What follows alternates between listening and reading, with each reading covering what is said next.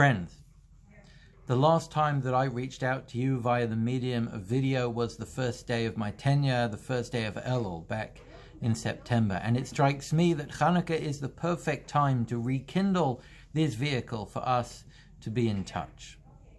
We're now on the brink of what is called midwinter, the threshold of a solstice, when the night will be longest and the day will be shortest and the sun will be lowest and a cold dark will envelop the hemisphere. And in the eyes of an ancient legend found in the Talmud, the day of the solstice, this coming Sunday, marks the moment in history that the first man began to hope.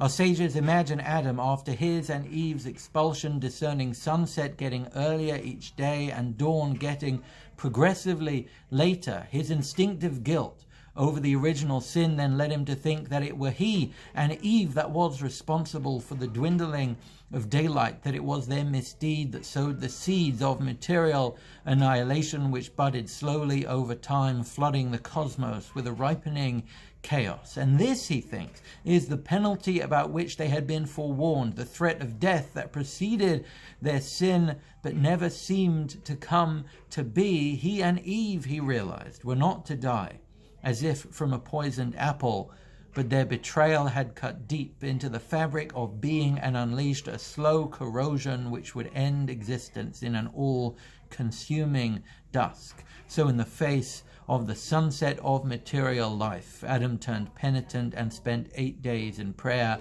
and abstinence. And when he reached the winter solstice, the peak of his anxiety in the longest of nights, he saw a shift in cosmology and realized that night started falling later and later and sunrise started happening earlier and earlier, and he came to understand that sunrise and sunset, that dawn and dusk were intended from the start to sway with the seasons, and Adam founded an 8-day festival of celebration. And it just so happens that this year the first light of Chanukah coincides with the first time that sunset recedes. It falls on the day that follows the darkest night and signals hope to humankind. Each night this Chanukah we will light one more candle, and each day we will behold a little more light, underscoring the truth that the Maccabees knew as they faced the armed forces of a vast empire, that even in the darkest of hours there is always hope. So let us always fight for goodness, let us always pursue right, and let us aspire to add just a little more light to repel the darkness.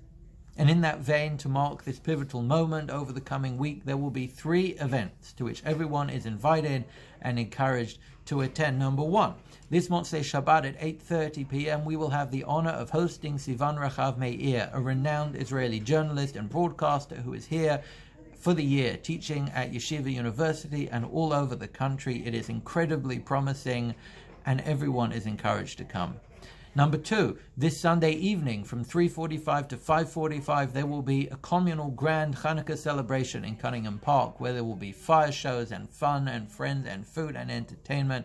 Everyone, again, is invited to come. And next Wednesday evening, number 3, at 8:15 p.m., I will give the second installment of my winter monthly Shiurim, and I will give this time a survey, an overview of what we did last time, so it doesn't matter if you missed last lecture, though it is available on yutorah.org if you're interested.